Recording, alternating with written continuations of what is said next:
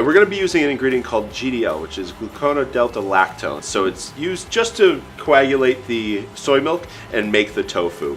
Great. So really quick, I took some soybeans, you can see here, and I just reconstitute them in some water.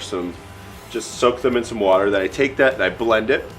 I strain that out with a super bag, which you could find an episode online for our super bags of WTF. And then I heat the milk. So all this is right here is just soybeans, water that have been heated.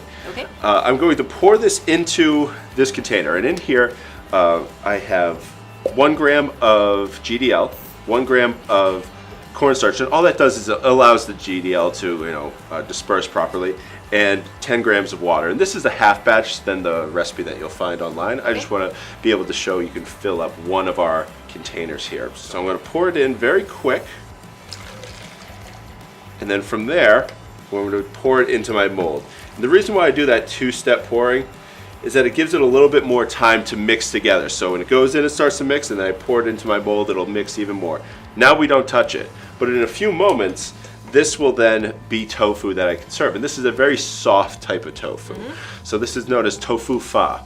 So we made here is a vegan-friendly Mapo Tofu, which sometimes it does contain ground pork, and if you wanted to put ground pork in it, it's totally fine. But on our website, this recipe is completely vegan. So it has Szechuan peppercorns, it has our tofu that we made here, and you can see there's a piece of the tofu, and it's in this really spicy sauce that we make. And this is my favorite dish. And some people say, oh, what's your favorite thing to cook? And that's a hard question to answer for a chef. This is my favorite thing to cook. It's easy, it's incredibly flavorful, and it makes a really beautiful rice dish. And you can use all my favorite things from chili oil to Szechuan peppercorns to tofu, silken tofu. Yeah, and it's absolutely delicious. We've all had it, and it's so yummy.